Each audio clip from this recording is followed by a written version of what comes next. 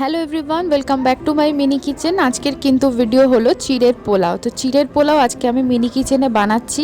কোনো রকম ভেজিটেবল দেবো না, একদম নর্মালভাবেই মিনি কিচেনে চিড়ের পোলাওটা বানাচ্ছি। তো প্রথমেই দেখো চিড়েটাকে কিন্তু আমি হালকা একটুখানি ধুয়ে নিলাম।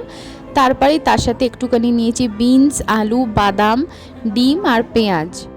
মিনি কিচেনে এই তেলের বোতলটা দেখতে পাচ্ছ, এটা কিন্তু নতুন ডালডার একটা ছোট্ট তেলের বোতল মিনি কিচেনে। তো চলো প্রথমেই কিন্তু দেখো আমি বাদামগুলো ভেজে নিলাম, তারপর পেঁয়াজ, বিনস, আলুটা ভালো করে দিয়ে ফ্রাই করে নেওয়ার পর ডিমটা দিয়ে কিন্তু ফ্রাই করে নেব, তারপর চিড়ে দিয়ে দেব।